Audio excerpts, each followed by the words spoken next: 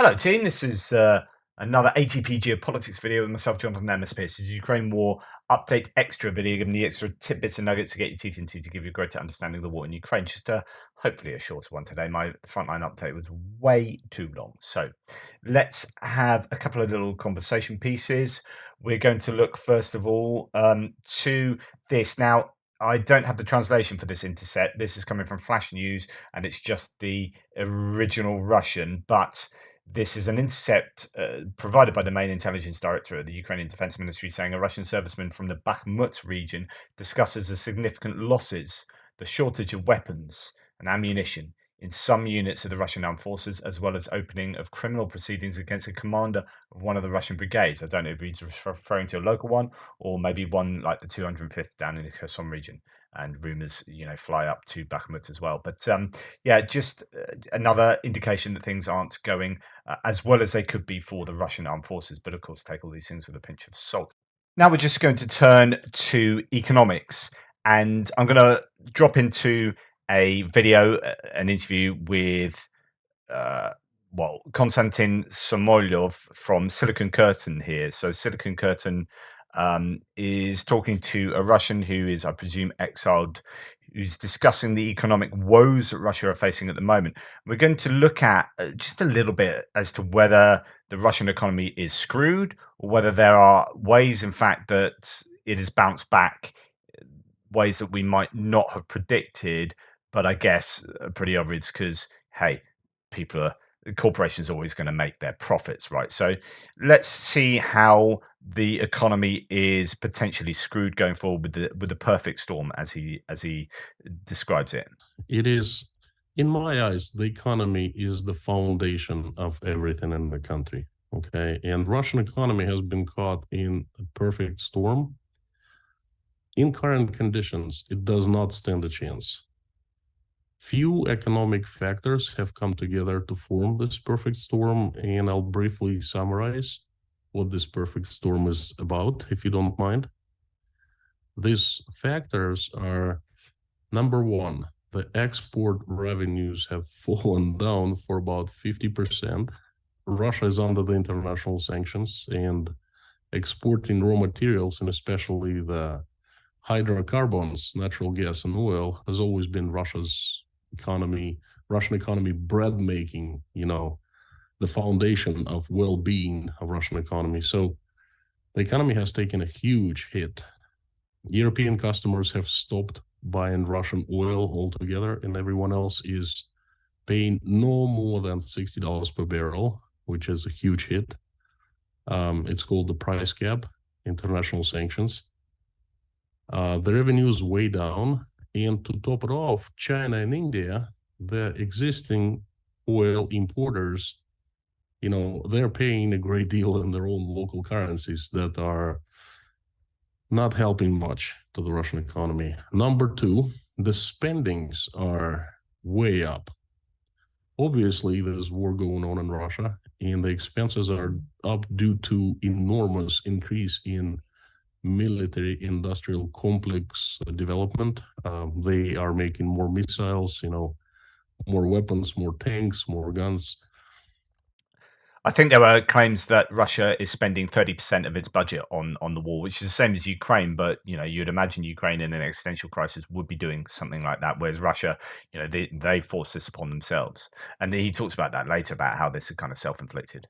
And another thing is there's a huge, by Russian standards, of course, wages paid to the Russian soldiers at the front lines.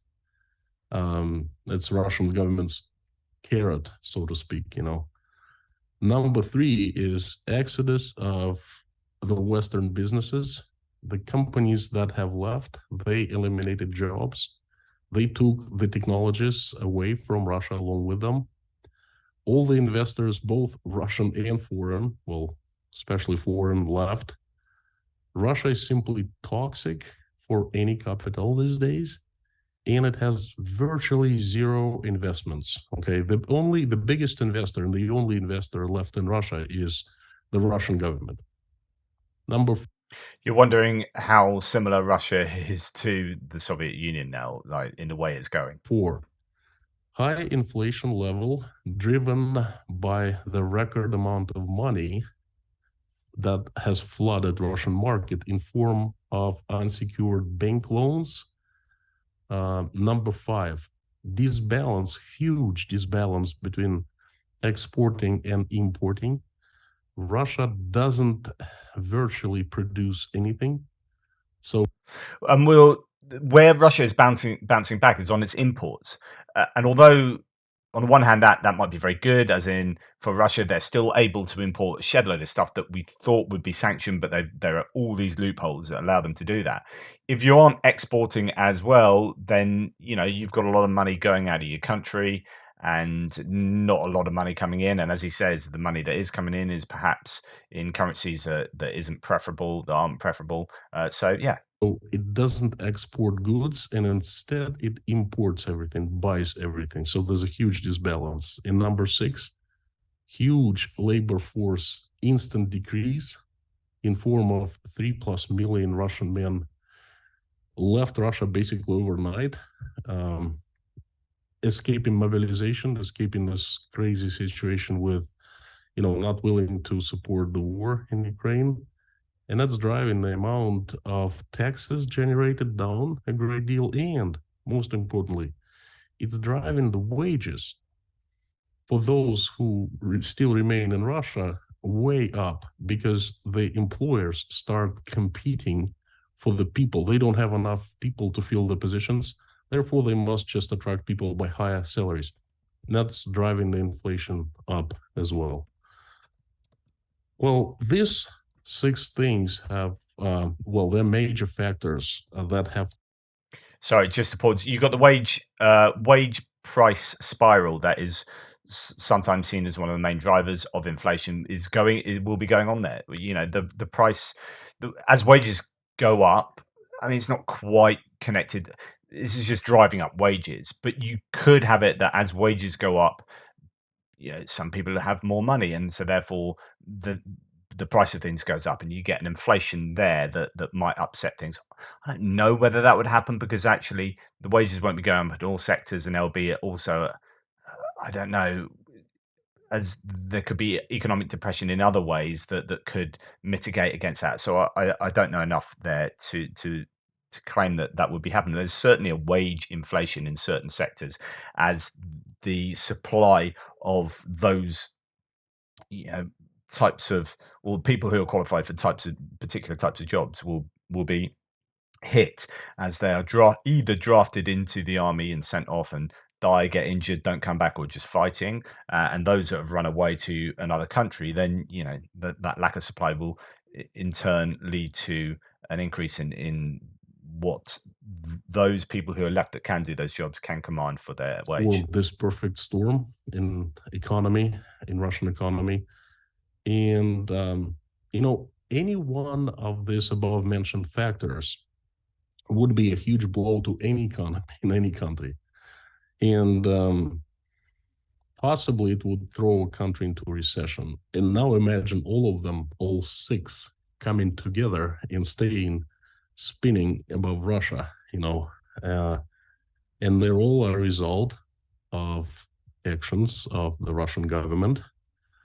Putin, by his decision to invade Ukraine and started killing the Ukrainian people, he also killed Russian economy at that second when he made the decision. Okay, so that's what he thinks. So doom and gloom for the Russian economy, and I broadly agree, right? But there are also ways in which it isn't as bad as it should be. Now, this is Ukraine, the latest Daily Telegraph podcast, where they are interviewing their economics editor, or one of the economics journalists here. Have a listen to see what she says. Melissa Lawford, thank you so much for your time again today. Why and how have Russian imports recovered since the beginning of the full-scale invasion? Well, there's a few. Remember, these are imports, and there's that import-export imbalance that Konstantin was just talking about. Things. And then, first of all, to look at the numbers, Russia invades Ukraine, the West imposes sanctions, and Russia's imports plunge with this sort of a 30% year-on-year drop. It's a very steep vertical line on a graph, and then it bounces back almost immediately. And within months, imports are back to levels seen before the war began, and they are totally on par with where they used to be right now, in dollar terms at least. So the first part of the story is Russia starts getting imports from new places. We can see in the numbers that exports from Turkey, China, India all surge. And I'm talking, from Turkey and China, we're looking at a 90% increase compared to 2019 levels. So pretty massive. But that is only part of the story.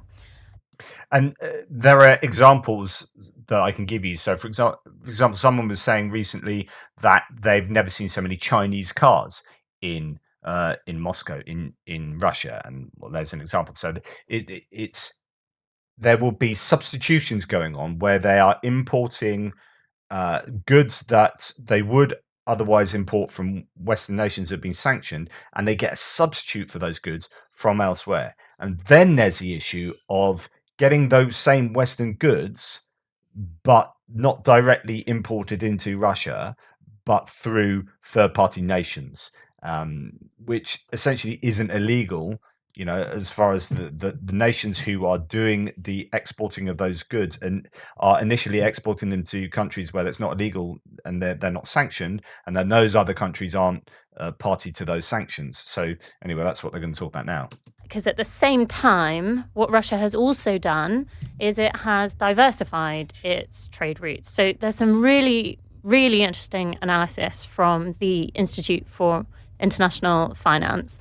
And it shows that actually, or it suggests, but it's pretty clear that this is what is happening, that a substantial chunk of that trade from the West is simply getting to Russia via new backdoor routes. So in the first 6 months of this year, the UK's exports to Russia were down by 53% compared to 2019. From the US, they were down by 72%.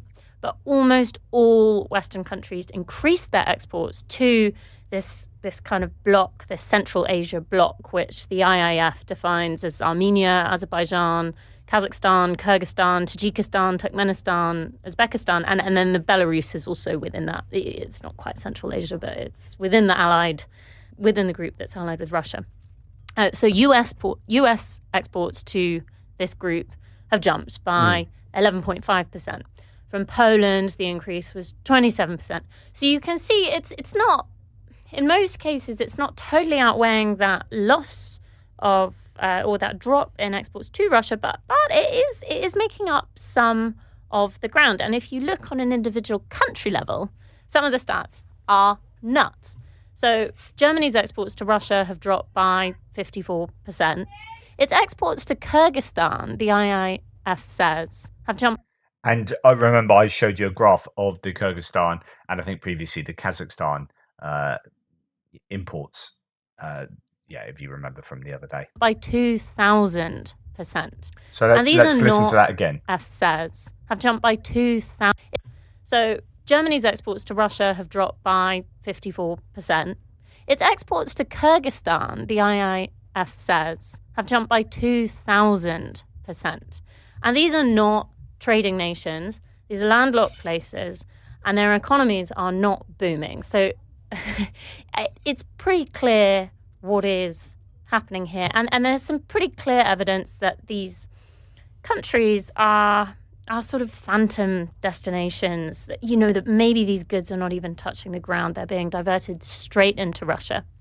Wait, so just on that, so do you mean that, for example, something exported from Germany would go to Kyrgyzstan, but it wouldn't be unloaded or anything, it wouldn't be sold or anything, it would just stay on a truck and it would get signed off to go north? Is that what you mean by sort of phantom destination? Yeah, exactly. I mean, this stuff is very, very difficult to track, but there is evidence that exactly that is happening. So, for example, Germany's records of what it exports to Kyrgyzstan are higher than what Kyrgyzstan records it imports from Germany, and that gap has widened. So the IIF is saying that some of this stuff just seems to be evaporating. Wow. And speaking to people in Moscow, there's sort sort of end users in all of this, these products are showing up that have clearly come from these places. Coca-Cola is no longer selling or manufacturing or selling Coca-Cola in Russia, but you can buy Coca-Cola in shops in Moscow that has labels from Kazakhstan, that has labels from Poland. I was speaking to a guy in Moscow who was saying before the war, he had never seen a Whisper chocolate bar, a Cadbury's Whisper chocolate bar. That's a British chocolate bar, which is pretty, bog standard bit of British confectionery fare there. Had never been sold. He'd never seen that in Russia. And now he says they're everywhere. And I went to Mondelez, which is the parent company of Cadbury's. And Mondelez is still operating in Russia, but anything that is manufactured in the UK by Cadbury's is not being exported to Russia. And Mondelez says, we have not authorized sales of Whisper chocolate bars in Russia. So the evidence is they are coming in through these Central Asian trade routes. And there's also evidence that there could be a third layer in this equation. So if we look at the Baltic states, in Lithuania and in Estonia, the increase in exports from those countries to the Central Asian bloc that we were talking about more than outweighs the drop in their exports to Russia. So there is some evidence there that there could even be this that there could be another leg in this trade diversion. Maybe things are going to Lithuania and then they're going to Kazakhstan and then they're going to Russia. So it is very complicated, but the numbers are undeniable. This feels like quite a large loophole in the sanctions regime against Russia. What can the West and what can business do about this, if anything? Well, the first thing to say is this stuff is technically legal. The companies that are, and if their exports to Kazakhstan have surged, they are, and those exports are going on to Russia, ultimately they are still profiting from sales to Russia. And this whole thing has been encouraged by the Kremlin. So we saw Putin introduce the parallel imports program in May last year, which is basically a list of Western goods that he's encouraging companies to find alternative trade routes and import. And, on the Russian government's last count, that imports program had imported about $20 billion worth of goods in the first 6 months. Analysts now think it's about double that, so about $40 billion. And that's about 40% of Russia's total imports in dollars terms. So this is massive. And it's a very, very grey area because it's very, very difficult to police. The IAF was talking about how they got in touch with German customs and they said, how do you explain this 2,000% increase in the rise in your exports to Kyrgyzstan? And they said the German customs office was saying, well, these are legit. These are actual imports. And the IAF is saying, but nobody is looking at these headline figures and thinking, well, this just doesn't make sense. But analysts say, I suppose there is a question mark. Should more be being done to police exactly the end point of where these products are going? This is really difficult. It's a bit like the dual purpose exports to Iran, dual purpose components and Russia. It's like, okay, we're not breaking the law and we're exporting this stuff and they're buying it and then they're co-opting those components to use in missiles or whatever. Or here we are exporting to Kyrgyzstan. I'm not breaking the rule. I'm a corporation. I'm answerable to my shareholders. They want me to maximize profits, so I'm going to sell as much as I can. If orders to Kyrgyzstan are going to go through the roof, then I'm going to sell them to Kyrgyzstan. And it's not breaking the law. It's within. I am not. I've said this before. Morality is not what corporations are interested in. They're only interested in morality if it sells them more stuff. So, things like ethical consumerism, that's whereby, you might buy something because it's fair trade, or you might buy something because it's got carbon neutral footprint or whatever. And that's where morality can align with profit making. But essentially, for someone like, say, Cadbury's here, they're not interested. They're only interested in morality if it's going to affect their bottom line. bottom line. And if it doesn't, then hey, they're going to make decisions that are against like the moral interests of outside observers. And that's the situation. So what you do with that, how you police this, I don't know.